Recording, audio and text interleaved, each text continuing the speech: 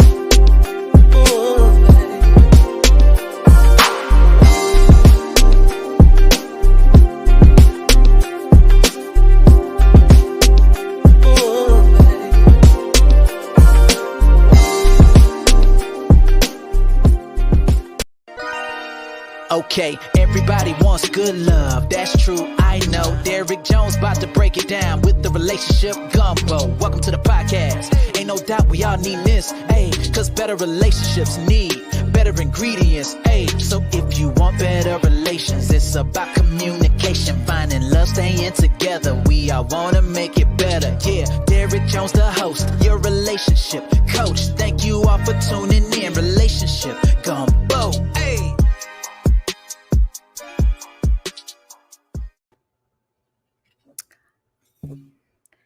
Well, hello everyone, and welcome to another episode of Relationship Gumbo live podcast. Live. Yes, this is Derrick's channel. Or are you thinking it's Derrick? Has his hair grown? Just a little bit? He has glasses on. If you are surprised and just discombobulated, like what is going on? I want you to put some question marks in the comment section. We're going to get this wrapped up.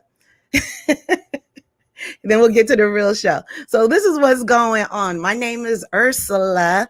I'm a transformation life coach, as well as a mental health and wellness advocate. And each week, I promise to deliver relevant topics that affect our community. But more importantly, tonight is a takeover. It's a Relationship Gumbo takeover. So wherever you are, I want you to say hello. I want you to say, hey, Derrick, or put 100 emoji that's showing some love for Derrick. And you can catch his podcast, relationshipgumbo.net.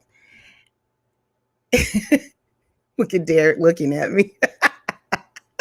I'm going to bring him on in a moment. But anyways, let me bring him on right now.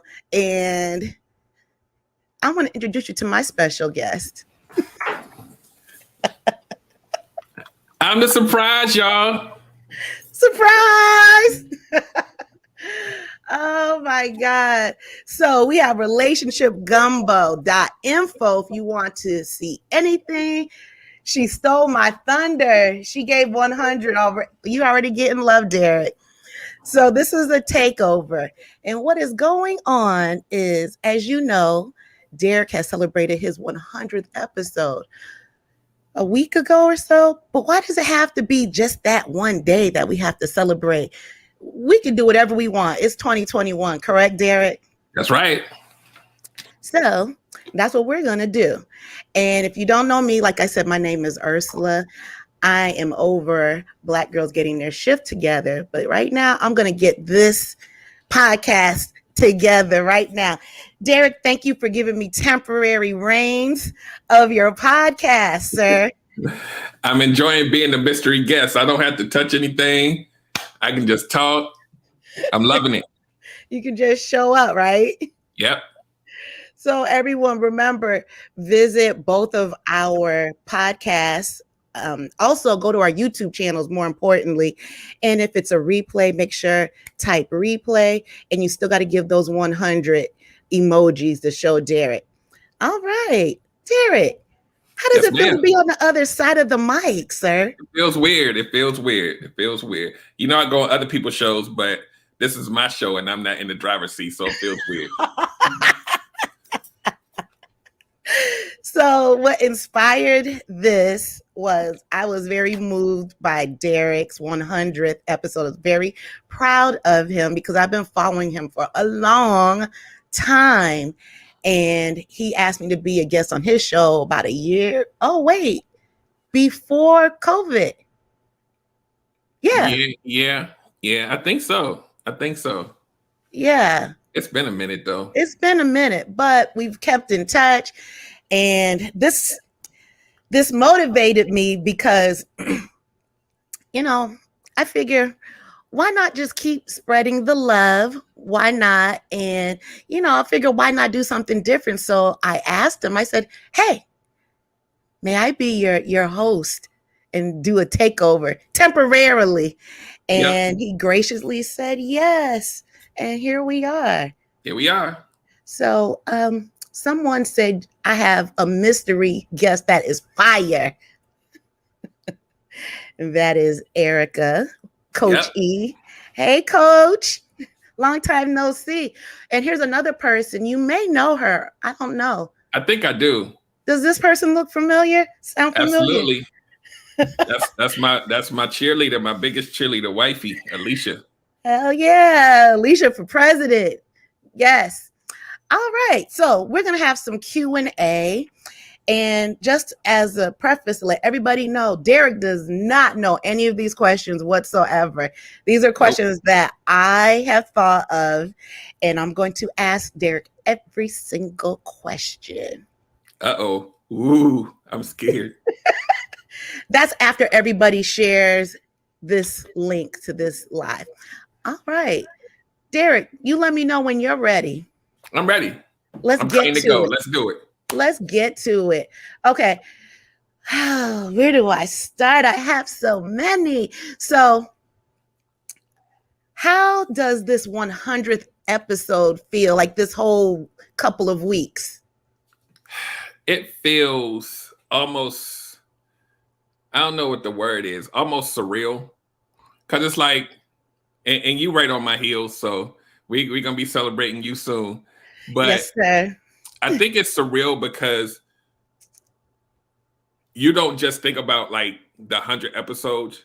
You think about everything you went through in the middle, in the beginning, and you didn't know whether it was going to work or not. You don't know whether you're going to build an audience or not.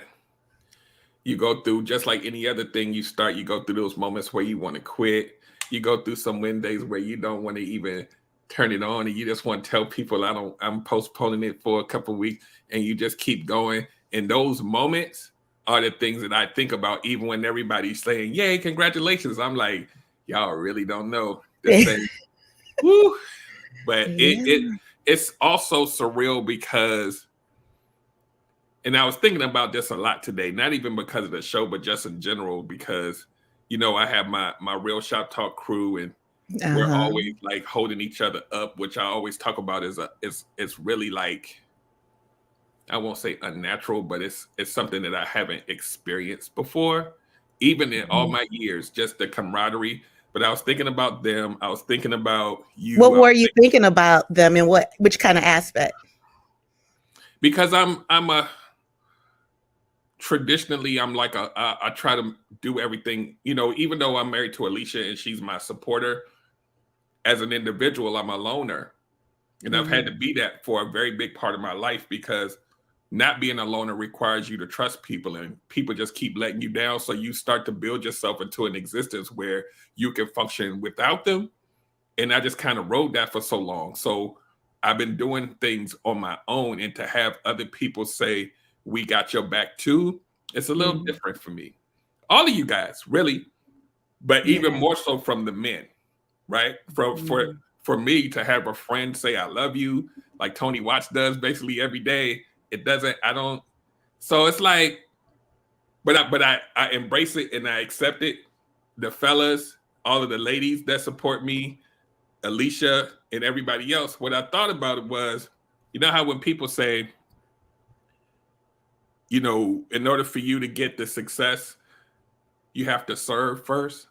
Yes, this is so And then true. I thought about like all the connections that I have, you, Erica, the Shop Talk guys, and there's all of these moments where I remember without even thinking that I gave you either friendship, wisdom, helped you with some technical stuff, and I never asked for anything.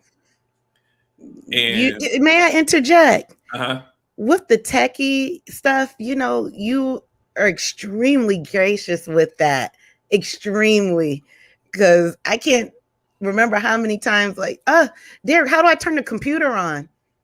How do I literally? and to do all of that and to get all of this back, it's an unnatural feeling for me. I'm not used to it, but I embrace it, and I thank you all for supporting me still and being there for me. Like I said, I don't know this, but I'm gonna take it. Yes, you have to embrace it. It's all about a healing circle, a loving circle, a respectful circle. And right now, the spotlight is on you, sir. You got Right. 100. That's right. That's right. Yep. We're gonna keep it moving. I'm not stopping. Please So don't. getting bigger and better. If I had some confetti that I can just pull a string and let it fall, I swear to God I would do it. But I cannot right now. So what I can do is read some of these comments for you. And I see a lot of people coming in, but you know what I will really love? In addition to you coming in, make sure to drop those 100 emojis. Show this brother some love. So triumphant, I believe that's Tony. Yep. Tony Watts. We're in the building. And he said, this is fire. I agree, Tony. This is my bestie. Hey, Tashara, long time no see. And Tony, this is love right here. Amen. He is the best. And Erica, who I absolutely adore, she said, we must give each other their flowers while we're here. Give them their flowers or their 100s. Let's get to it. All right. And here we go. Peace, fam. Hello, Kent Logan. Yes. Thank you all for all your loving comments. Keep them coming in. And if you hear anything that just resonates, it has a light bulb moment, throw some light bulb emojis in there. All right. So, what made you want to start filming Relationship Gumbo before the branding? Like, what was your light bulb moment? Well, I tell this story often because I think it's not my story. It's a story of either real or perceived failure. But I had another brand before this that I ran for like a year and change, and I thought I was doing it until I didn't. And What does that mean? that means I knew that it was amazing. Mm. There was some people that followed me that thought it was amazing, but the people I wanted to think it was amazing didn't think it was amazing, and that hurt. because I thought, how can you not like this? Really? Yeah. Okay. And I got in my own head. I'm gonna be nosy. Who did? May I ask who? It wasn't like a singular who, it was a conglomerate who, like a big corporation, a big cable company that said that they didn't get it, and they had filmed this commercial with me and had their branding behind me, and they was like, you know, you paid us to partner with us to do this, but we don't understand what you're doing. It doesn't look like anything we've seen before. So we're going to take our name off of the branding behind you. If you still want the commercial to run, cool, but we're not attaching ourselves to you. And it hurt like hell. Because I was like, you know, you get excited. You're doing a commercial. You early in the business. Like, oh my God, this opportunity came up. Right. And I was like, if they don't like it and they're way up here, what the hell am I doing? And I thought about it, kind of shut down for a minute, and I was like, what was your shutdown? What did that look like? Detaching from the whole thing for a minute. Let's trying to figure out, like, what was the next, like, if I can't do this, then what? Because that was my baby. I created that thing from scratch, and I was like, what else do I do now if I can't do this? Right. So, you know, it didn't take too long, but it was two things that I wanted to do. Well, a few things. I still wanted to help people, and I wanted to start a podcast. And I wanted to start, wanted to make some money. Absolutely. The brand that I had was a visual brand, and you can't do visual stuff on an audio podcast. So I couldn't do that podcast for the whole year. I always wanted to do it. So number one, I had to recreate myself in a way that was more digestible for people. So this is the engineer, the analytics of how I think. I took the fact that they didn't like it because when they saw it, it wasn't familiar to them.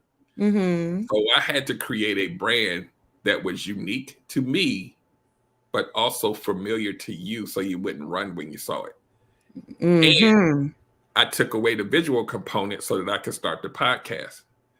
And then I took, instead of me having a broad range of things that I offered, I narrowed it down to a niche of relationships and dating, and got my life coaching certification, relationship coaching, and I narrowed the field, made it more digestible to more people with that narrow field, created the podcast and the life coaching business in tandem, and created Relationship Gumbo from that perceived failure in my head. It created something even bigger. I love when you said that perceived, that right there, the perception of the failure. And to piggyback on that, Tashura said, that's the best decision they made for you. Yep. And you know, Erica's going to drop some bombs. Sometimes rejection is redirection to something greater. Right. Yep. And it was bigger than just you. You know, look at all these lives you have impacted and the people who you do not know. Yeah. And even in the inception of Relationship Gumbo, even after the first few months, you know, people saw it, laughed at it. How could someone who, even though I'm currently married, how could someone who was divorced before tell somebody how to be in a relationship successfully? Who are you? What kind of doctorate do you have? Your life experience doesn't really mean much. How can you teach people how to do things? And these were not strangers. These were familiar people to me. Oh, really? I did not know that. Oh, yeah, like blood. So, how did that make you feel? What, it's coming from blood? Wow. At this point, I had been doing the other brand for like over a year. Then I started Relationship Gumbo. So I already knew I wasn't no dummy. I already knew that the way that I, teach and translate things was my own unique kind of way. They couldn't take that from me. Like, I'm already there in my head at this point. Absolutely. So it's kind of like how I view life. And the other thing of, when I talked about being a loner, I know how to detach. I've been doing that for decades. I know how to detach. I don't care if it's blood or not. So when I detach, the focus comes, and that's why I'm saying the people that before y'all, the people that would get close to me would disappoint me, and then I'd have to detach. So I got comfortable being by myself. So that's why I said this feels unnatural, because I was doing it so long. Like, I got Alicia right here, but outside of that, disappointment city. So I was like, let me just put my head down and move forward. And if somebody, it's just like in dating, if somebody qualifies to get in the gate, I'll let them in. I'm not gonna keep it closed. But damn it, where y'all at? where they at? I'm like, where they at? Let me just go ahead and do my thing and try to build an audience and blah blah blah. And then, you know, then the magic of what happened, even coming into COVID and everybody being in the house, I got to meet people while we was all sitting at home. How about that? How about that? And well, we will touch on, we'll put a pin in your second podcast, but that was the inception during COVID. I'm going to read a couple of more comments, which I'm absolutely loving. Triumphant TV says, excuse me, don't worry, we're about to either tell them no or make them give up a huge check. And She Stole My Thunder said perceived failure. You know, I've been guilty of that, and definitely working on that as far as this negative self-talk. Because I could have kept going with the original concept without re-engineering it and just said forget everybody and do it. But my perceived failure made me literally stop, because I was like, because this is how the thinking. If they're all the way up here and I'm supposedly down here and I'm trying to make my way up to them, and I'm up here and they say nah, then anybody else up here is gonna say nah. So what's the point of even going up there? Because I'm looking for validation from them. It's a lesson I had to learn. I was looking for validation from the big people instead of looking at validation from the people that are in my audience and people that support me, that will push me up to that point. And once you get to that point on your, you know, with your tribe, right? All of you guys, then once you get up there, they can't deny you, because now you have all of the 100 shows, you have all of the connectivity, and they're like, oh, he has a resume now. He has a resume now. So that is a lesson that I learned. It's not in seeking validation from people that don't matter. It's really about locking arms with the people that really rock with you and going. Because that's what I always hear about Issa Rae. She said you know, our first instinct is to go try to link up with the celebrity. And she said she just found a bunch of people that was on her same level, that had the drive to go. And every show that she did, they was on that set doing something. And she was with her. See? May I share a story? Yep. So you know this story once I get into it. And I'm talking, while you're talking, and I'm thinking about the perceived failure. So as all podcasters or YouTubers, we all have that, if the numbers are low, you know, just the analytics of it all, or just trying to think of content. And so this rough patch I was having, I just fell into a depression. It was not too long ago. And I'm like, I just don't feel like doing this. Putting the perceived failure in my head that my platform wasn't as good. And then remember I told you about that email that I got? And to let people know, it came from MTV. So you never know who's listening whatsoever. And again, we both were looking for validation, but it was just from other people as opposed to looking at it from within ourselves, knowing we have a damn good platform. Yeah. And so a blind guy and his wife said, we have a pleasant surprise tonight. Thumbs up. Thank you. I'm going to need you to drop that 100 emoji in that comment box. And I have another question for you, Derrick. Yep, let's go. All right. Before the question, I'm gonna see if I can share this video because there are some new people on here. This is what Derrick knew about this video. This is the only thing that he knew that I was going to do, and it was to share how his original branding. You want to share the name with them? So the original brand was called Card Logic, and the theory behind it was the way that I do like Relationship Gumbo, it was like, what if I could translate like relationship business info in a visual way? So I use playing cards to kind of create these little analogies. Like if I have a red deck and a blue deck, I could do analogies based on color. I can do analogies based on suit. I can do analogies based on arrangement, and it would like show you how your mind works in a visual way for visual learners, right? That was the theory, right? And it was amazing, but you had to see it to get it, right? So if I talk to you about it in public, this is why Relationship Gumbo is so powerful. You still would have to go see it. But now if I say I'm a relationship coach, you know what that is. And now we can go in. So this what she's about to show you was what I used to do in the old set. Like you look at this right here. When you see the other set that I was on before, I thought I was doing something. I had this little card cloth. Let me just show the video. Don't describe it.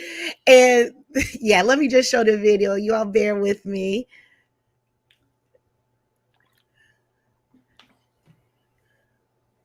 All right.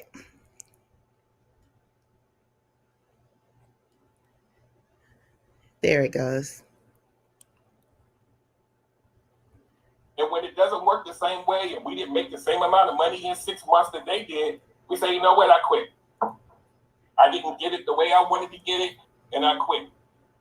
But the way that we need to look at it, logically, tone that emotion down and tone the logic center of your brain up. And you have to say this. Now, you have this one way that you made blackjack, 21. Now you got to say, I got a whole deck of cards here. I have a lot of possibilities because there's a spectrum of ways for you to get to that same goal instead of just one way. So now we're going to take a couple more examples. You can get the number 8. You can get the number 8 again. You can get the number 5. And guess what that equals to, ladies and gentlemen? 21. Now you have 2 distinct ways to get to the goal. So now we're going to do another one. You remember the face cards are worth 10? Face card. Face card. And remember, the ace can be 11 or 1. We're going to use it as a 1 now. Guess what? 21 again. So now you have 3 distinct ways to get to the same goal of 21.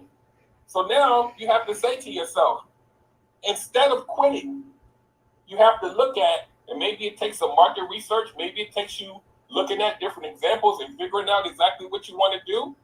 But don't give up here when all of these other examples exist for you to get to the same goal. You have to expand your mind and look at it and say, this is my passion.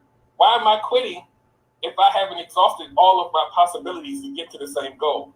You want to be able to do that with most things in your life, looking at it through a different lens, stepping outside of your emotions and looking at logically, how else can I do this? In the IT world, we call it troubleshooting. I love it. I literally have like tears in my eyes right now because I remember the pain that happened right after that. What was it? That all the stuff I was telling you about. This was leading into the commercial, and I put in a year of just blood, sweat, and tears. Like I go live every Wednesday now. I was going live every Wednesday a whole year before Relationship Gumbo, like every day with no breaks, no seasons, none of that. And I literally created this thing from an idea. And I knew nobody on the planet Earth was doing this. And I was like, I'm going to make it work. And I put everything into it. And for me to let that go, even though Relationship Gumbo is amazing, anything you spend, it's anything you do that you spend a lot of time on, it could be a relationship, it still hurts. Absolutely. Tashura said she just watched that video. And she also said that, yeah, I've binged on those and they definitely have helped. Tashara, they've helped me also. I'm a very creative, visual person. So the cards did help. But as a podcaster, I do understand now why the cards would not work. But they are definitely effective for sure. Oh, and before we go on, if anyone has any questions that you'd like to respectfully ask Derrick, I will drop the link. Bring them on. I'm ready. Or if you want to come on or you want to put it in the comment section, we are open to all of that. Matter of fact, let me drop the link now, and then we will move forward.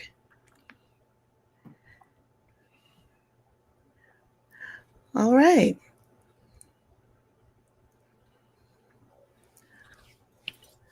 So now that we are present day, actually, how'd you come up with the name Relationship Gumbo?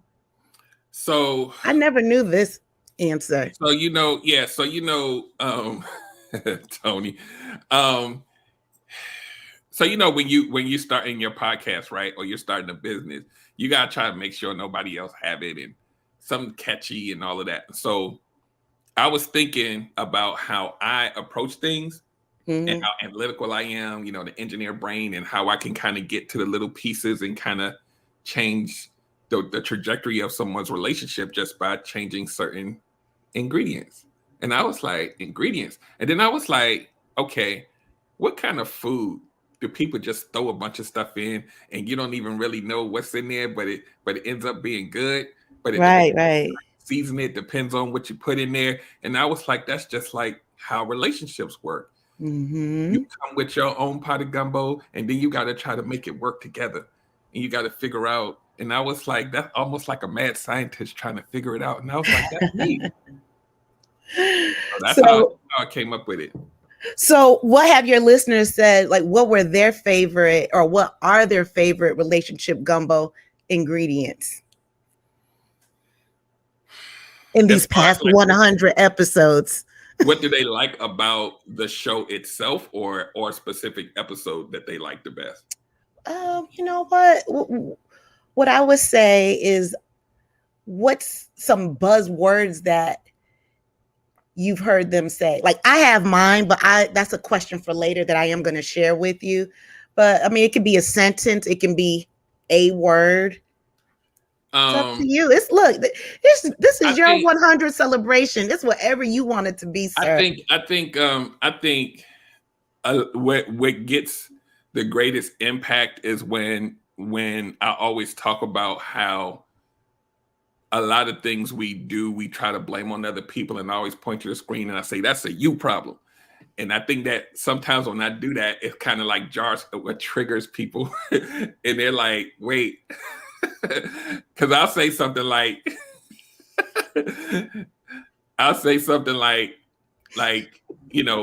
when you're dating all of these different narcissists and you done got 10 under your belt, it's not them anymore. It's a you problem.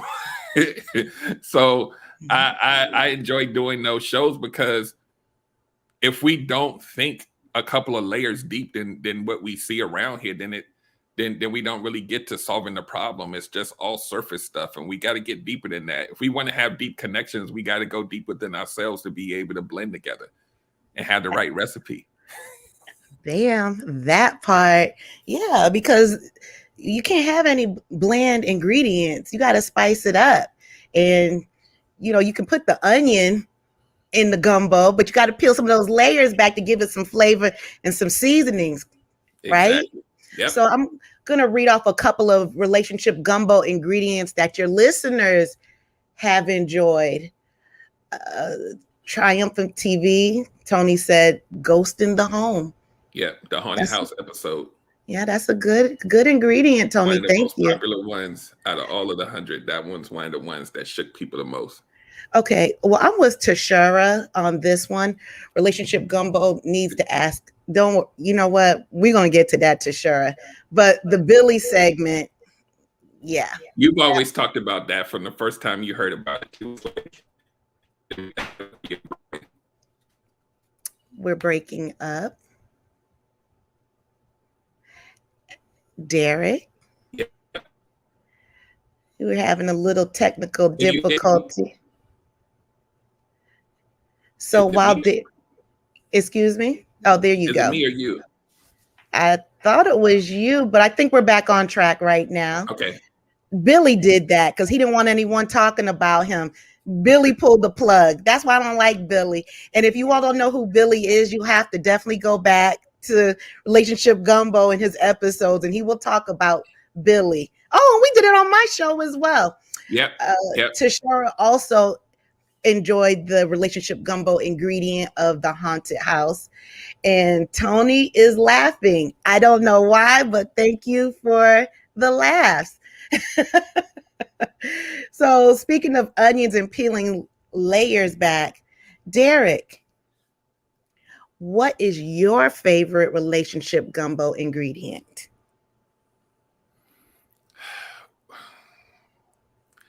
So when you say ingredient, so here's the little. When you say ingredient, I think for me, the way that I'll frame this is what do I think makes the show special? What's Mm-hmm. the thing that makes it pop? I think the first few episodes, there's a distinct difference between that and like how I am now. And Right. what make the main ingredient to the show is that I don't give you an inauthentic version of myself. I'm Mm-hmm. very open, I'm very vulnerable. I have a lot of insight and a lot of knowledge on a lot of things.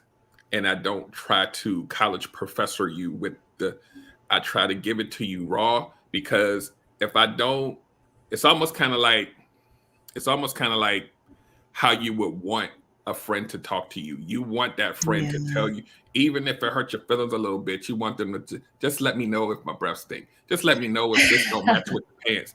And let them give you that honest, raw opinion so that you could take that back and hopefully, if you need to change some things. And I think people are tired of being talked down to, preached to. They want you Yeah. to kind of let them know, like, hey, we're all here together. And I took that approach because that is more me than the college professor approach, which is what I evolved into over time because of my job, because just being in corporate America. And this is how you're supposed to perform when you're doing a business. And when I took all of that off and I just gave my organic self, that's when it started taking off. There's nothing like organic ingredients to make that gumbo pop, There right? it is. Yep. Yeah.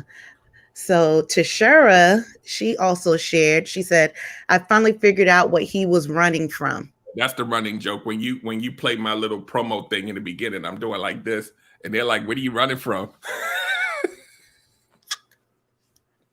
I was today years old when I found that out. I did not know. I did not know that. All right. So, what made you want to become a champion of love? I hear you mention that often. I'm a champion for love. And I like when you say, actually, I love when you say that. But what made you want to become one? Well, so me being married for 11 years and going through that process and being in it that long and Mm-hmm. and realizing what it really takes to go the distance. And while I'm in that state, I'm looking to my left and my right and I'm seeing men and women fighting. They don't want no parts of each other. And so I'm thinking with my analytical brain, what does that environment look like 20 years from now? Mm-hmm. If we're fighting this hard now, will my 12-year-old daughter even know what love looks like? Will will they even want to get married? Will they even want to be in a relationship if they're fighting each other and blaming everybody and nobody's talking, nobody's going out on Right. dates? And I'm like thinking like, well, did our parents' generation teach us how? Did they know how? And the people that know how, do they then teach or do they just keep it and just say, I'm over here, this is my space? Or do we give it to the community and say, we have to do better? And then when you do that, you find other people that are like-minded, and you say, let's do it together. Let's lock arms and do it Yeah. together. I want to be a part of that because I know for a fact that human beings are a social creature. We are supposed to be definitely together. pack animals. We're supposed to be together, not apart. That's how we survive. You can't win by yourself. So in anything. So I wanted to be a part of that. And so that's why I value all of you guys that are in this community that we're building, because I think each one of us to a certain extent was doing it by ourselves. And now you're starting to see these connective things, and we all exchange ideas, and we're all on each other's shows, and we're giving our platforms to people and doing all of this stuff. Right. All of that stuff, it means something when people see it. When people see my 100th show and see all of the people that was on there that's rocking with me, pushing that narrative, I could have never, and it's not like it's 200 people, because it doesn't need to be. It just needs to be impactful. And it is impactful. And these are just the people you see. Again, you don't know who is across the world. This is global now. It really is. Yep. I mean, you just never know. That's why we always have to continue to show up, because I believe it's bigger than us. Oh, absolutely. Absolutely. Absolutely. So, we go through our lives, we do some good things, we do some bad things, we hopefully learn some things. And on this end of my life, if I don't leave something behind, not just a kid, not just money, if I don't leave an impact behind, then it's like, what was I here for? Oh, that's what so I mean? true. That's where that purpose comes in. That's where trying to really figure out where you belong in the world, and what value do you have, right? We all have value, but if you don't know what's unique about you and what you can extend, and here's the thing, you don't need to lead the charge. You can just be a part of the charge. That's something that we don't get. Like, I don't have to be the face, but I could be the engine behind the brand. I could be the person who motivates the crew that's on the stage. Like, we all have something that we can give. And that's something that I had to, as a loner, I'm like, okay, let me do the graphics. Let me do the marketing. Let me do and now we have a lot of different things like apps and different things that can help, and you can outsource stuff. But when you do everything yourself, how do you function? Limited. I love what you said about the purpose and knowing it, because the last thing any of us would want to do would be on our deathbed and thinking that woulda, coulda, shoulda, as opposed to I tried.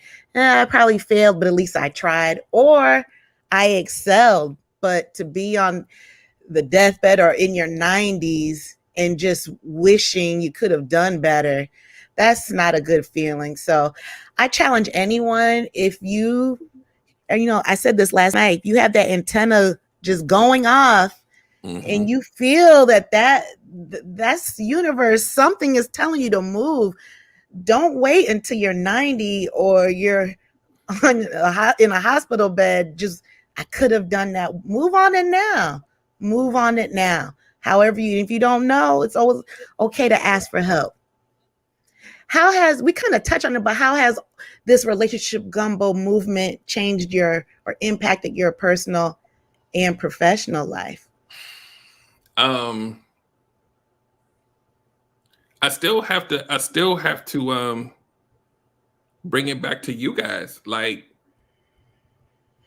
I don't know if Relationship Gumbo would be moving at this pace if it wasn't for y'all. Like, I could talk about Relationship Gumbo and how a Relationship Gumbo affects people's lives in the DMs, and we all get them, but just somebody heard a show and it made them want to get therapy. Somebody watched a show and it made them think about looking at their relationships or how and they're like, Derrick, I learned that from you. So in that in itself is motivation for me to keep going. But you guys, like real talk, some of you guys, I would sit back and be like, this is how you use StreamYard, or this is how you do whatever. And then y'all, like you took that thing and just, and I'm looking at y'all like, when those moments when I'm like, man, and then I look up and your podcast is popping, Erica's podcast is popping, everybody's stuff is still moving. I'm like, I got to keep going. Yeah. I got to keep going. Y'all motivate me too. Iron sharpens iron. Yeah. That's what it's about. Erica, I'm going to get to your question in a minute, but I'm going to jump ahead of my questions, but I'm going to let you know something that impacted one of your shows. Freaking game changer. I missed your show, and I said, I'm going to clean my kitchen while I listen to Derrick. So I put my laptop on top of the microwave. I'm cleaning out the refrigerator, and you started talking about attachment styles. I never heard about it. I never heard that term, not even in my therapy sessions. I didn't know. And when you were talking, it felt like this every word. And I remember I stopped, and I think I had some bananas in my hand, and it went like this. Because you said something about the anxious attachment. My God, that was a game changer. After that, I did a deep dive on attachment styles. From that day, I started going back in my dating history. I would have never dated anyone in my past. If I knew what I knew that particular day, if I knew that 20 years ago, game changer. I swear to God. And I ended up taking the attachment style test.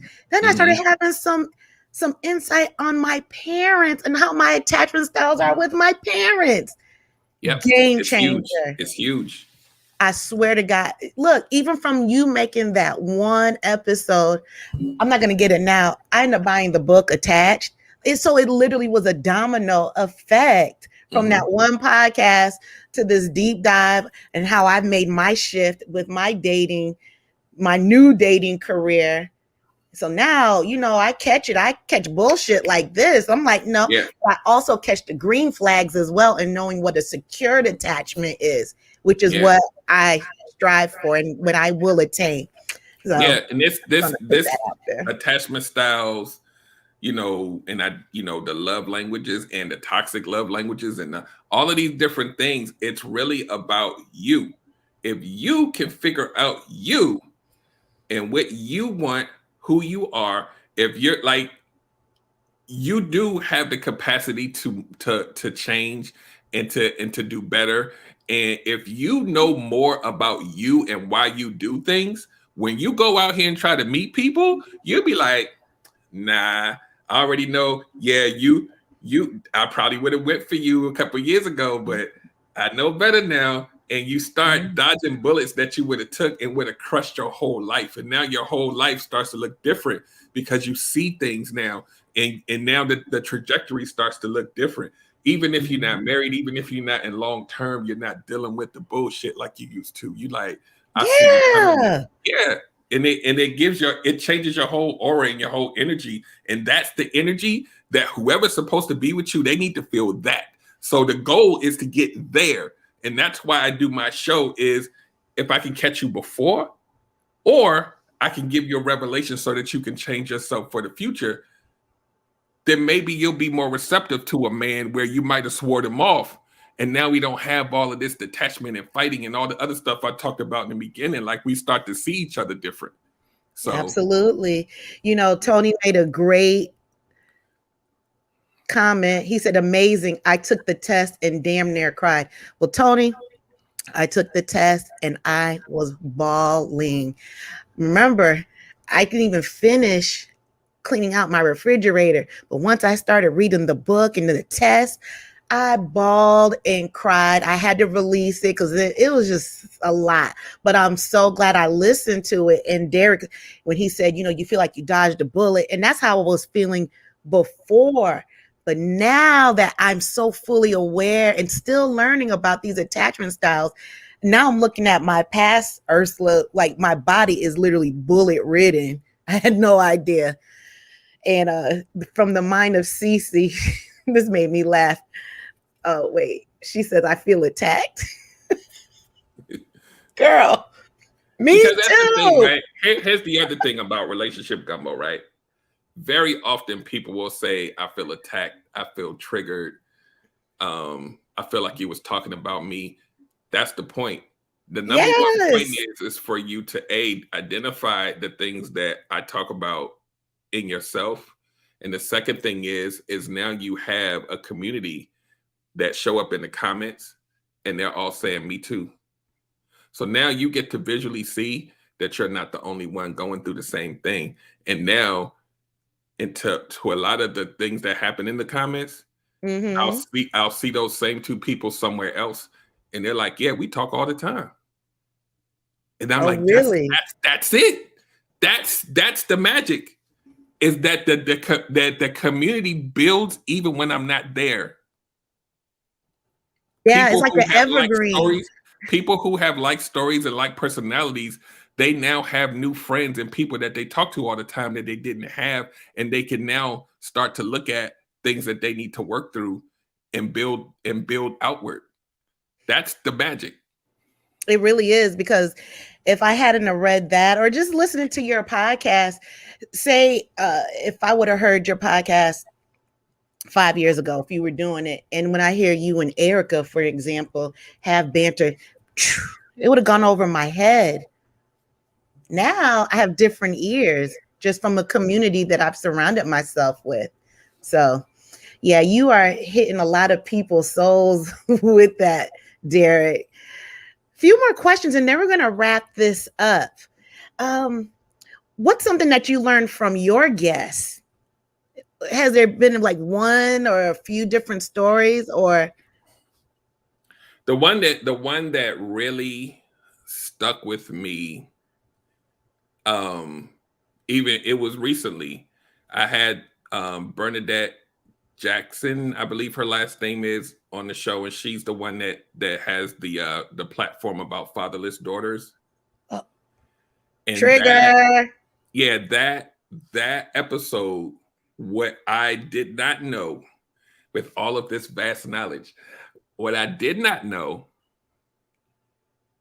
was we know what deadbeat dads are, but when she said being present and not emotionally available as a parent, as a father and or a mother, it has the same effect as if you're not there at all.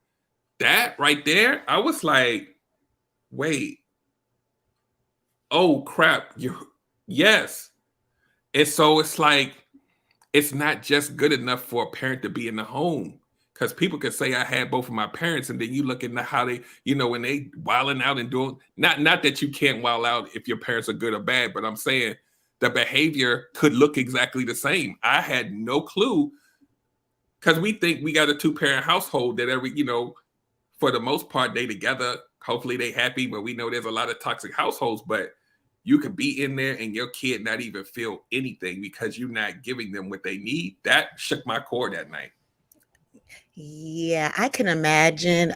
Well, I grew up in a 2-parent household, and through therapy, I realized that I had an emotionally distant parent. And I believe when you grow up with a 2-family household, you have a home, they're feeding you, you have a bed, but those are just things that's the baseline. There was absolutely no boundaries were violated, like verbal, emotional. Yeah. And I will be transparent. I'm going to tell you this. I haven't told you. When you told me that you had that episode and I saw the flyer, I knew you were going to come with the fire. I did not watch it on purpose because I knew I was going to be extremely triggered. And I said, and I had a therapy appointment, I think a day before. I was like, you know what? I'm not trying to even be emotionally drained from that. So real quick question. She stole my thunder. I can't look for the link right now because I'm doing the live stream about the attachment style test. But if you put your email in a private chat, I can email it to you, or I can post it on my social media as well. Either way, but I definitely want you and whoever else has not taken it, and then go back and watch Derrick's episode about the attachment styles. And I swear to God, it's like a literal puzzle. It will be put together. It'll be a game changer for you. So you have options. Just let me know, but I will get that to you. Derrick, few more questions. Yep. We're gonna make it a little light now. What was your funniest episode? Funniest? Yeah, something that just. That's a good question. I mean, I can't, if I don't count the 100th episode. I don't know. That's a good question. I have to think about that. Funniest. Okay. It might have been maybe one of the shows I did where I have panels. Like I did have a panel on like why do women cheat? I think Tony Massey was on there, another person named Maya, and we just we just had fun on that episode. We learned some things, but we also had fun. That one sticks out in my head too. That was one of the first times I met Tony Massey, like a year ago or so. So yeah, all of this stuff just comes full circle. But I think that most of my shows wouldn't necessarily be funny, but they're fun. That was the thing. Like I never wanted it to feel like you sitting on Dr. Phil's couch. I wanted to have organic conversation. That's the meat and potatoes of this. Like most people that come on as guests, they don't have a list of questions coming in. Right. If you have a brand, if you have a specialty, it's already in you. Let me worry about the questions. You already got the answers in you. Let's go. Well, speaking of answers, we have a question for you from the lovely Erica. She said, I have a question for the analytical Derrick. If a person tells you that they live a happier life being single, would you be able to believe them? So here's the thing, right? With this, I'm happy being single. I always say on my show, I'm no one's judge, but here's the thing. This is what we know to be true. Everybody don't need to be married. Everybody isn't meant to be in a long-term relationship because you got work to do. And a lot of times when people say, I'm so happy being single, for a lot of people, it's a trauma response.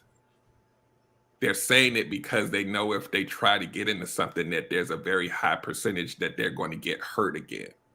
So I have to say I'm happily single so you can stop asking me why don't I have a man or a woman. The other thing is there's another population of people that will say, I don't want no parts of anybody and I'm just happy being by myself. That person is not being honest. That person has to realize that we are, again, a communal people. So being by yourself means you're not really around friends. You're not even commingling. And I just want to be by myself. That right there, I call BS. Because even the most introverted introvert at some point realizes that they need other people around them. If you're an introvert, if you didn't know before, COVID taught you that. It taught you that. It taught you that real gut punch that being by yourself is cool. When the months started rolling by, you was like, wait, okay, I was good for a minute, but now I want to get out and be around people. Yeah. So, yeah. Tashura says, I get tired of talking to myself. Yeah. It sucks because I understand it, right? No one wants to be hurt. But like I always talk about on my show, you cannot guarantee that you'll never be hurt, but you can guarantee that you can get better at figuring out what you don't need in your life. That's a you problem. Absolutely. In the comments, a lot of people are talking about, I need to take that test. 2K Chronicles said that as well. And I'm telling you, again, game changer. And she said that she subscribed to my IG. I will definitely post it there because but you have to make sure and go Yeah, back and watch. just to piggyback on that, right? Yeah. The reason why this test is so powerful is because we go through our lives going through shit. Mm-hmm. And if you were able to go back and figure out why you attach to a certain type of person, then your pattern gets disrupted, because we all have pattern. We all have a pattern of a why. Like some people be like, I don't really have a type. You may not have a physical type, but you do have an attachment. Like what you attach to is the same, even though they look different. You're going there for a reason. So that attachment test lets you see what the hell your pattern really is. And is it good? Do you need to fix something? Or sometimes it's just acknowledging it, right? And it may take you some time to figure out whether you need to move. You might need to go talk to a therapist. You might need to figure out, because a lot of times, not probably 90-something% of the time, it comes from your childhood. And that is an even bigger wound to open. It sure is. Had me back in therapy. Had no idea. And also it will ask you questions about your attachment styles with your friendships. Yeah. Yeah.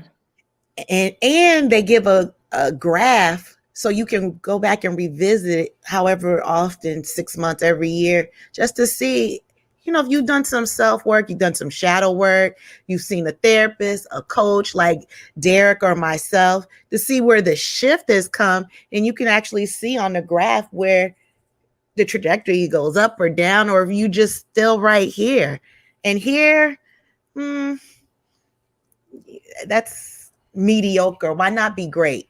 Why not be great? All right. How about this? So let me share this. My ultimate guest that I will have on my podcast is Taraji Henson or Brandon Marshall. I've already manifested it. I know it's going to happen. Who is someone you want on Relationship Gumbo? If you had a celebrity. That's hard for me. Why? That's really hard for me. I'm going to tell you why. And it may happen one day as this grows, but it's not top of mind for me. Here's the reason why. There's such a big part of me that feels, and it's partially because I'm empathic and empathetic to people in the human condition. There's a part of me that even through this brand, I want real people to see real people. I don't want you to just watch the show. I want you to see yourself in the show. I want you to see somebody that looks just like you. They might be in the same situation as you, and you could say, that's me. I realize now that I have to fix something. So for me, yes, a celebrity may come on, but it's not top of mind for me, because those people that come on my show, the people that's in my audience, y'all are just like me. It's not too many shows. It's not too many comments that I haven't lived. So I identify with that. So I'm always championing not just love, but I'm championing those who are often overlooked. I'm championing those who hide. I'm championing those who are so broken that they don't want to get up in the morning. Those are the people that if they're willing to share their stories, I want them up here. Okay, let me rephrase the question. If a celebrity was to call you and they said, I've been watching you in these YouTube streets. I want to be on Relationship Gumbo. I need some dating advice. I need some relationship advice in my marriage. My wife is abusive, emotionally and verbally abusive. My husband's emotionally, verbally abusive. What? Who would that be? Derrick? Still a hard answer, but I'll pick something at random. Because I don't look at celebrities the way a lot of people do. Derrick. I'm being honest. You can ask anybody that's ever known me from a kid. I don't do that. So I don't. I Okay. would have to Who's your favorite tech person you would want to have on your show? still another hard question. Okay. I admire people, but I don't hold any of them above that's something in me. I look at everybody like you have more money than me, but if I had to have somebody on the show, Thank you. I want to pick somebody brown, but I think maybe somebody that I could learn from, maybe Gary Vaynerchuk. Okay, well, teach me something. I talk to me about him. No, he's really like abrasive with how he teaches about business. But I learned a lot from him in business because he curses, because he doesn't really care, because he's rich. Like he doesn't care. So because he doesn't care, it comes off really raw. And nice. I really admire the fact that he's being his authentic self. Nice. For the podcasters in this comment box, and also if you had a podcast, I would love for you all to put in the comments on who would you want to be on your show. So Triumphant TV said he would want Will Smith. I like that. Will Smith is cool. Like I said, I could probably, I don't know, maybe when I get off of here, I'll think of a random person, but I really look at the human side of people, and I don't look at them as necessarily like I'll go watch a movie, but I don't ever say, "Oh my God, that's Will Smith." I'm like, that's a dude. He made some moves, but am I gonna be like, "Hey, let me get your autograph, Will"? That chip isn't in me at all. Yeah, and that's fair. I'm gonna let y'all go ahead and get the autographs. How you doing, brother? I'll shake his hand, but that's just not who I am. So for Tony said, I'm going to make him cry. So I don't know if he's talking about Will Smith. Yeah, I'm thinking Will Smith. Tashura said she would have on Chef Jeff. All right. We are moving to the last part of this. We're going to have some fun.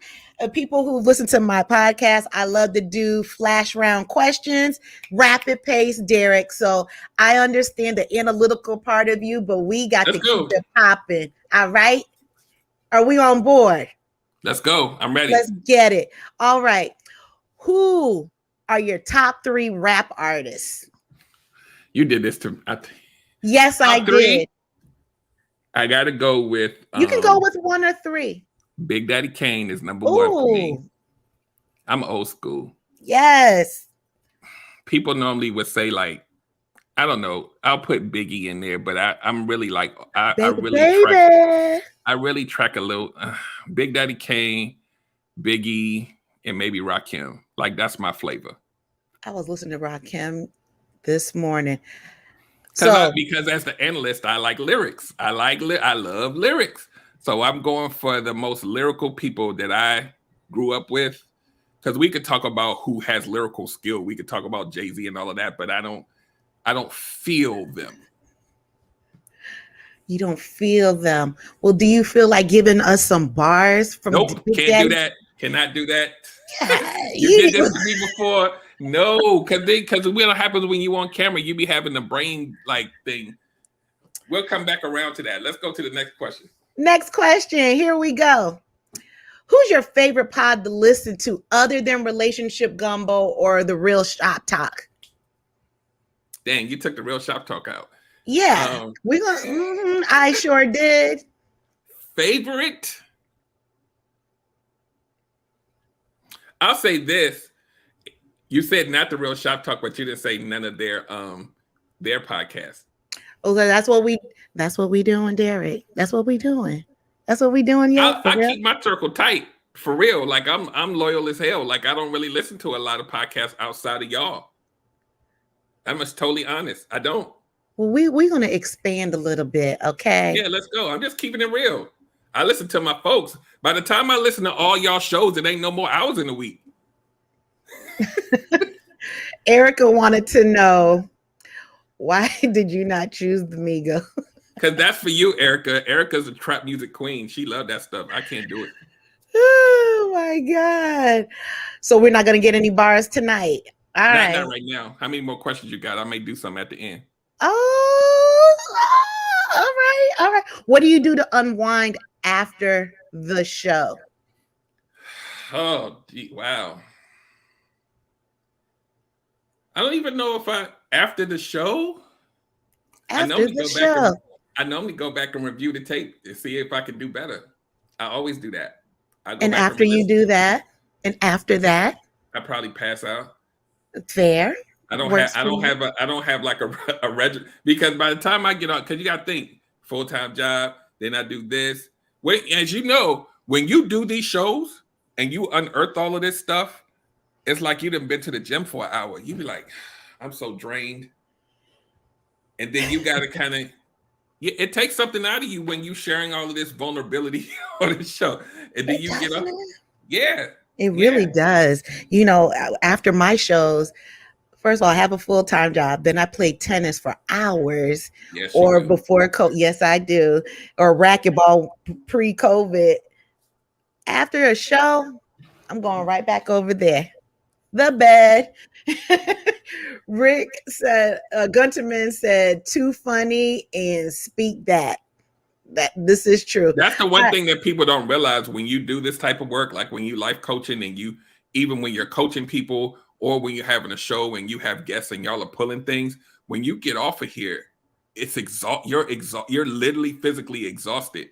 And people don't Absolutely. realize that, because when you share like we share, you have to give parts of yourself that you don't have to give when you at your job or when you hanging out with your friends. It's a whole nother part of you that comes out when we do this. And that's why I always tell people, you gotta love this to the white meat, because you gotta keep coming back and you gotta pull from yourself to help people. And then you have to your point, I understand where you was going. You have to take some time to replenish. Absolutely. Sometimes I like, I'm gonna be honest with you. Sometimes I don't. Sometimes I'll be on here till 1 a.m. creating and doing, like my brain is just keep going. So for me, my meditation is music, right? Yes. Okay. I'm a lover of old school R&B. I can play that until the wheels fall off. So like, I'm a hip hop head, but the old school R&B that, you know, people be having the singing bowls and the waves crashing, that don't do that. I need my music, and then I'm chilling. Speaking of that, who's one of your favorite R&B artists? See, I'm old school. I like Switch. I like Confunction. Oh, I like SOS Band. I like stuff like that, and I be vibing out, and then, you know, the 90s stuff too. But I just like that. I like because you got to think about, if you're a lover of lyrics, that's where you got to live. You got to live in the 70s, 80s, early 90s. That's where the meat is. So speaking of lyrics, I want you to sing some lyrics from the SOS Band. No, I cannot. When you do that to me on the spot, it's like I can't. And that's why it's rapid fire question. Boom. Yeah, I don't know, man. I'll screw it up and it'll be on camera. So no, ma'am. Forever? No, forever, nope, ever? Nope. Forever, The ever. internet is forever. Just be good to me. That's right, Tisha. Yeah, I eat up all that stuff. I'll listen to that all day. Can you just tell everybody in one sentence, what's the name of your other podcast? What do you mean my other podcast? That you share with these wonderful gentlemen. Oh, Real Shop Talk. Yeah, that right there is the gift that keeps on giving. And I could not ask for a better crew of gentlemen. Gunter Man, Tony Watts, Tony Massey, John Singletary. These dudes, and they'll say the same. We give a lot to each other and we get a lot from each other that we never, ever, ever expected. And you guys get to see that on camera every week. You get to see the chemistry. You get to see the laughs. You get to see some tears. Tony Watts brings the tears in. He's the tear guy. Everybody has their role. Well, speaking of that, we still doing rapid fire questions. But before I finish, Erica wanted to know, so who would win with the verses between Jodeci and Drew Hill? I'd have to pick Drew Hill over Jodeci. Even though I'm a Jodeci fan, I'd have to pick Drew Hill personally. Okay, sing some bars. No, we're not doing that. Stop. We're not doing that. Okay, so with the real shop talk, gentlemen, if the microphone dropped, all of you all are in a room. Forget there's COVID. COVID's done. You all are in a room together, and the microphone drops. Who's gonna be the first man to pick it up? Oh, Gunter Man, easily. Gunter Man. Why? Gunter Man, because Gunter Man is a performer. He's a showman. He know how to keep the show going. That's his thing. He got that energy. He's grown up on stage. So, okay. You know, when you have him on your show one day, he can tell you that story. But he's a stage guy. So, and he's a DJ. So he knows all about how to keep it going. I didn't even have to think about that twice. Well, that eliminates my next question, because I was going to say, if music comes on, who would be the first person to dance out of the real shop? Gunter Man's a dead. He performed at concerts when he was in high school. Like, he's done. This dude has toured with all the, like, get his story on camera. That's a no-brainer. That dude will dance in his sleep if he could. All right. Who's the quietest? Maybe John Singletary. Who's the loudest? Loudest? Loudest. The most verbose is probably Tony Massey. If I had to measure loud on a decibel level, maybe Tony Watts. Okay. There we go. So Erica said that John is the quiet one. And obviously he must be, because Tony's saying that too. Yeah. And to sure, I don't know. Like, here's the reason why I can answer this so fast. Because we're on like episode number 13 or 14. So if you think one episode a week, that's only like 3 months. That's about how long I've probably known them, maybe slightly longer than that. So we have gelled so much and we share so much with each other. It's very this is what I always used to tell people about dating. If you ask the pertinent questions, if you spend the quality time and figure out the things you really want to know, you can get out of 3 dates what most people can get out of 15. If you ask the right questions, if you spend enough time getting to know the ebbs and flow of each other, it accelerates. And I think that's what happened with us. Like, we don't hold any punches. We're in the group text message every day in one way, shape, or form. And we get to know each other's personality off camera and on. So with all of that being transferred back and forth, it's not easy. It's not hard for me to tell you who does what, because we're all different. If we were all the same, it'd be hard, but everybody brings something distinct to the show, and we all have our roles. And even when, like in this case, the last couple of weeks, Tony Massey has been gone, and then I had to step up and do the behind the scenes stuff and the bringing the show on. And we all kind of, it all works somehow. I don't know how it happened, but it works. How did you all meet each other? Up in these YouTube streets or what? I think I never knew this. I know. Okay, so I think. Well, I know so I met Tony Massey from TikTok, right? He was doing a lot of relationship content, and I thought that we would gel. So I hit his DMs and asked him to come on the show, and he immediately says yes, and we connected. And then he was on Tony Watts' show, and Tony Massey couldn't make it, so he needed somebody to fill in for him, and then he recommended me, and then that's how I met Tony Watts. And on Tony Watts' show, I want to say John Singletary was on that show, and and then they can probably tell you how they all met. I think a couple of them were in a Facebook group together, and We did, and then Tony Watts and Gunter Man went to high school together. I think like it's a lot of Really? different. Like there's no like if you was to plot this out, it would have never make sense how this happened. It just happened. But you know what? It sounds like a great pot of gumbo. Yeah, It exactly. just There it is. works. There it is. There Just it is. works. It just works. Well, we're gonna wrap it up tonight. Everyone, I see some people on now. I expect to see all these subscriptions going up. So Yes. And that's everybody, I need for you guys to put a heart emoji in there because Ursula did her thing. Thank you. And this is what I need you to do.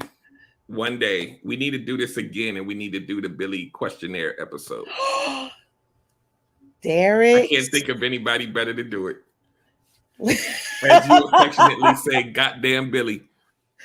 I want to say more, but you're right. That's right. I used to say, "Goddamn Billy."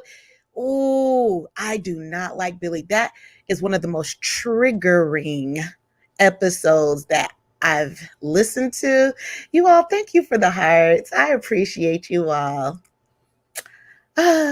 Yeah, Billy.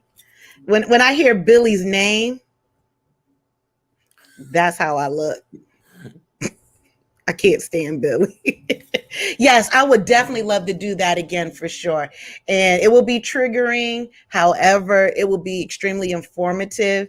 And especially after everyone takes that attachment style test, you will see Billy with your eyes closed. Your soul will see Billy. You don't have to worry about it at all. Exactly. But yeah, and thank you for real. Thank you for letting me temporarily take over your microphone. This was Anytime. fun. When you first said it, I was like, "Wait, how we gonna?" But you worked it out, and it worked out. So I'm happy that you did it. I'm happy to be able to share. I'm glad it was you. Yeah, because it's the thing. Here's the thing, right? You're a part of the network. Oh, appreciate it. Oh, like you didn't know. Come on now. You're a part of the net. Like Erica's on your show. Like everywhere you're anybody who connects to this spider web, you're a part of the network. So I would not have wanted someone to do this that wasn't a part of the network because we're building a community, a family, and all of that stuff. So that's why I said, and you and I have built a friendship over time. We have. And even though you be booked and busy all the time, you do check in. We do check in. And I was there when your podcast started, and and you still going. And so it's amazing to watch everybody because we all kind of really like. Here's the irony in the Spiderweb network: we're all almost kind of starting in the same place as we grow. Absolutely, isn't that crazy? Like, absolutely. I haven't met somebody that's way, up. They got 2,000. Well, I think there's a guy that Quincy, but he's been doing podcasting for but there's no celebrity, there's no millionaire, everybody's just grinding it out. Yes, sir. And that's, I think, one of the biggest connective tissues here in how we help each other is we're all pushing each other up together. That's what's amazing about this thing, man. That's why I'm like, so if I meet you and Erica, Tashura, I meet the Shop Talk dudes, and we all just at the point where we just trying to figure it out and make it work, and we connecting and growing like this. Absolutely. That's magical.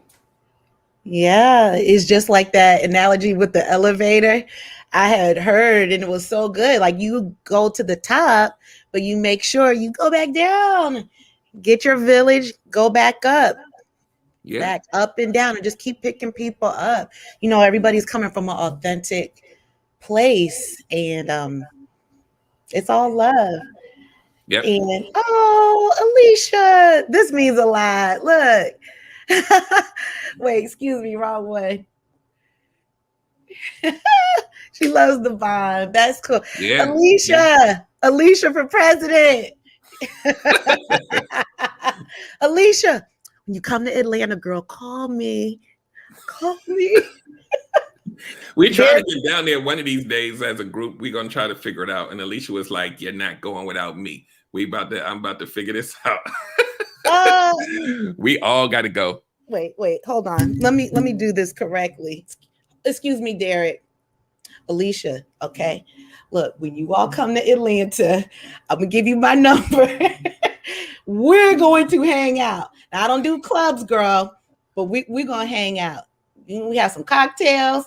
Derrick can go to the Civic You look at her Center. comment. Look at her comment. Her last comment. Alicia said, "Oh wait." Okay, she said, if I'm okay with not hanging with you all, I will rent. Alicia, I will take you to the rental car place, girl. I got a hookup. Are you kidding me? See? I got you. But we've been trying to get to Atlanta for a minute. So even like when you on social media and TikTok and they be having all them restaurants down there and you be looking at it like, damn, I want some of that. So we gotta get down there. Girl, we gonna get it in. We're gonna I mean at some point now, hopefully we can all meet each other at some point. That would be amazing. We can have a damn convention or some shit. Oh, wait, Alicia said we're gonna have to. We're gonna have to have some kind of thing somewhere in some city. You having have a damn to. host hotel or something and get it in. Look, now this is real talk. When that happens, and I throw parties. I'm not talking about throwing a party, but I am an organizer. I will set up the hotels, everything, the rental cars, make it easy. One for you, one for Alicia. I got you. You see, Erica say they got the good food in Louisiana. Oh my God. So Gunterman said, count me in. Tony said, that's coming. Tashura said, oh, that's going to be lit. And yes, Erica. Oh, Erica has to come down. That's my girl right there. Erica has to come down to A. Yes. So for all who do not know, I am broadcasting from Atlanta, the ATL. All right. Well, yeah. Tashura, Tashura. she's a. Oh, Alicia said that maybe Callie. Oh yeah, she plotting her own schedule. we got to follow with Alicia. Me and Alicia we got to get on some kind of vacation tour anyway. So that would be lovely. Yeah. How did you and Alicia meet? Oh, here we go. You knew it was coming. We met online on Black Planet. I love it. You all should do a commercial. Wait, here's a question for you. Yes. Relationship Gumbo, 10 years. You have this conglomerate and you also have this $1 billion dating website matchmaking. What is the name of that service? That is so beyond my scope. Think about it. I don't want to be responsible for matching people up because then y'all gonna blame me if something happened. So I wouldn't even know what that's called. That's not even top of mind for me, even 10 years from now. Don't worry, I'll ask Alicia. Yeah. On that note, because she's your biggest supporter. She probably she is telling you or advising you what to name. This thing would not be this without her. She's the one. She's the one that, like, if y'all want some Relationship Gumbo history, when I was doing those shows and I had all my little techie graphics on the screen and graphs and all of that and doing my college professor mode, she was the one that said, Derrick, people been working all day. People got kids. Yeah. They don't want to think that hard at 8 p.m. You just going to have to take that stuff down and just talk to them and have fun. And that changed the whole narrative. I fought it for a minute. She'll tell you I fought it. I was like, no, they need to see all the stuff. I got all the toys. But how did it make you feel when she told you that? How did that make you feel? No, when she gives me advice, I believe it 10,000%. But it's you can believe it all you want, but how did it make you feel? It didn't make me feel like, it's kind of one of those things where A lot of, I would say 99.999% of stuff she tells me is true Right. about, because she's the one that sees me on the outside. So I take the criticism, but it still required me to change a very big part of who I had become because of me just being a corporate guy and assuming that I had to come off corporate.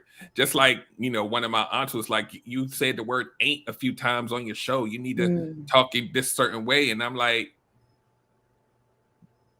I get it, but this ain't that. This ain't that generation. Ain't. I'm saying it on purpose. This isn't that generation where we had to perform for them. We had to act a certain way for them. This is me. And if an ain't comes out my mouth, it's if I say that's bullshit, this is me. And that's relationship gumbo, organic.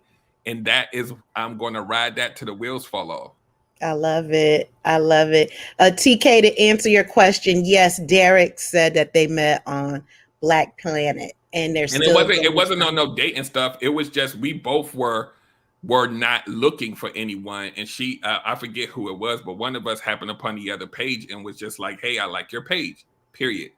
And then I think she was the one. She was the one that found me. And so I was like, I like your page too. And then it turned into a conversation, but it wasn't like, let me holla at you. It really happened organically. So if I was to ask Alicia that question, would she say the same thing? Well, if you ask Alicia will probably tell you that, she met me and saw me, and then like the heavens opened up and confetti dropped down.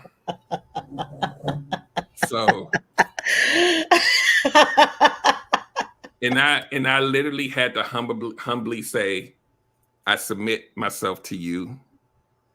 And the confetti was on my clothes. And I was like, you got it. You beat me down. You begged me to come be with you. And I say yes. So I love it. I love it. No, she'll take, man. I think the magic that happened between us is that we both didn't expect anything. We just let it happen. So I think from day one it was mutual on both sides. Nice. That's how some good spirit is right there.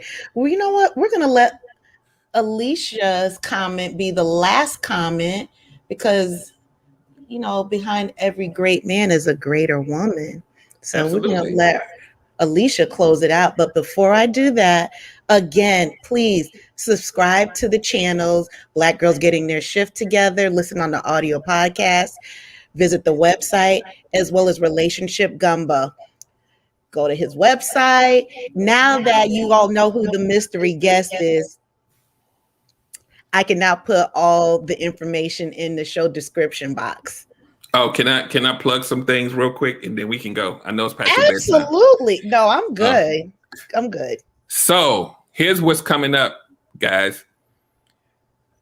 This is the whole community thing, right? The stuff I'm about to roll out, you're gonna be like, they do rock with each other. Tony Watts, this Friday, 8 p.m., Triumphant Media Group, live.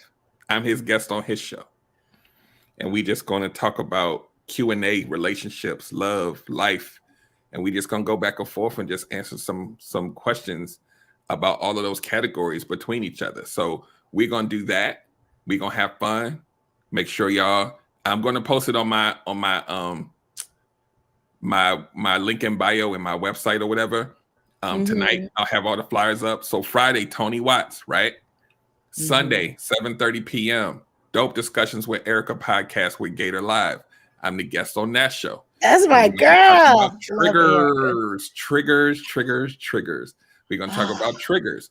Then the Real Shop Talk on Monday at 8 p.m. We're going to have ladies night again. We got another cast of 3 ladies, and we're going to talk about this thing that people are fighting, the traditional woman versus the modern woman, and who we're going to talk about all of that. That mess. Sounds good. We're going to talk about that and figure out like what the hell is the problem. Like some people lean one way, some people are a hybrid between it. We're going to talk about all of that stuff. So we're going to get it in. So everybody, you see how it works. Like we help each other out. So, and then we gotta get you on one of these things too. We gotta get on your schedule because I know you be booked and busy, but we gonna carve you out one of these days. Little humble me? Really? Yeah, you. Okay. And if not, like there's so many people in the network, it's gonna be on the day when you free. We gonna figure it out. I will definitely. Well, as long as it's not on a Wednesday, because you see Of what we course, had to. of course. Because We're gonna work it everyone, out. right? Everyone. Oh yeah. Gunter Man show is tomorrow at 7:30. Soapbox Stand Up and Speak on Instagram. We got shows, man. We got people with platforms and John Singletary has Help Myself podcast. Follow that. Tony Massey has Tony Massey Cooks. Tony Massey Speaks. He's doing his cooking shows, inviting chefs on there and talking about their brands and chefs. And he's doing his cooking on some. You catch him cooking on sometimes. So just follow everybody. Go to realshoptalk.net. Everybody's profile is there. We got a lot of magic happening. I love it. Before we get off, can someone, if you don't mind, if you can put your special. Wait, who is TK Chronicles of a Black Sheep podcast? Who is that? That's another one of the folks that's now a part of the network. I'm gonna be on that podcast too. On I think the 25th, I think. Well, yeah. So you all put down your websites. Like Derrick said, this is a community. I cannot do that now. I'm a little busy streaming put all live. your stuff down there. Put all your stuff down there. Let's save some finger strength for Ursula. Yeah, I'm gonna be on TK's Chronicles on the 25th. So yeah, see what this is how this works, guys. So TK Chronicles frequents a lot of our shows, right? Nice. TK Chronicles then has me on her show. TK Chronicles now becomes a part of the network. That's how that works. Seems like that door just opened up. I'm loving the spider web. Yep. And also let everyone know, after today, I'm strictly streaming only on YouTube. So you can go to my Facebook page to get, right? You can go to my Facebook page to get updates and event details. But as far as the live stream, strictly, no, not that. Strictly YouTube. And now I'm going to end with Alicia's, if I can find it. Oh, there it is. And if anyone doesn't know Alicia is Derrick's wife. And the lovely Alicia said, Derrick, I have your best interest all day. I want you to win with some hearts. That's all. Black and white in a world full of gray. That's beautiful, for real.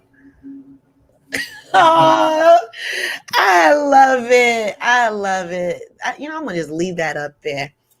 All right. Any parting words? We ran late, but it was all worth it. Briefly, any parting words? I'm thankful and appreciative of everybody that tuned in. I know y'all was expected. I was telling people somebody was pulling up in a limo by 7:30 to come. The mystery guest was coming, and people was like, "Who is it? Who is it? Who is it?" So everybody that stayed after you found out who it is, thank you. But yeah, I appreciate everybody that keeps coming back, man. All of everybody that supports the show, everybody that's a part of this spiderweb network that's growing exponentially, just keep this thing going. Mm-hmm. Keep it going. Keep connecting with each other. The amazing part about this spiderweb, and I'm gonna close with this. Ironically,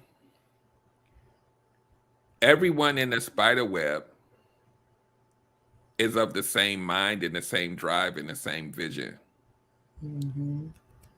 Mm-hmm. I don't predict the future, but everybody appears and seems to have everybody else's best interest in mind. Absolutely. And it's magical because it's not like it's a gang that you get jumped in to join. But I think we organically emit a certain energy that allows us to connect with people that aren't here to hurt us. Mm-hmm. And that's how you can see Erica on your show, and y'all are just getting it. You see Tashura on everybody's show, and it's just getting it. You see, Gunter Man and all these different people commingle with these shows, and we keep getting invited back because the energy works. It does. The energy works. So I'm happy for that. This is something that I know a lot of us on here, whether we thought we needed it or not, we're getting what we need from each other. Yes. So I just want to leave with that. I love it. And to piggyback on what you said, that, everybody, you can be that pebble. So since this is Derrick's night, his 100th, Derrick is the pebble. And when you throw that pebble out on a lake and you see the ripple effect, and that's what you see here tonight is the positive ripple effect. Yep. So thank you again for hosting and doing a great job. And we will continue to talk, and we're friends in real life, guys. So you'll see her again. We just gotta pull her from her busy schedule, but we're gonna get her one of these days. Tennis and racquetball are life. Lifting weights, that's life. But I get it. I can put the racket down for you all for sure. You all have a great evening. Thank you for tuning in, and have a good night. Special night, right? Yep. I'll end with this. For the queen, sisters manifesting their dreams. Get your cream by any means and beam with self-esteem. Beauty supreme and Buddha walk so mean. The way you fit in them jeans, you eat your cornbread and greens. Dance or a doctor, red wine or vodka. Redesign your spot and redefine your mantra. Retwist your locks and realign your chakras. Doing your squats and getting closer to God, huh? Brunching with your squad or taking a girl's trip. Adjust your crown, you God's gift to the world, sis. Celestial body, drink your water. Meditate, sun-kiss goddess, heavenly order. Levitate, tribe of Ashanti, black girl magic, melanin popping, whether you ratchet or lavish, whether you bougie or savage, you a gift and a treasure. You got to love a black girl getting a shift together. Black girls are getting a shift together. These black girls getting a shift together, man. These black girls are getting a shift together. These black girls getting a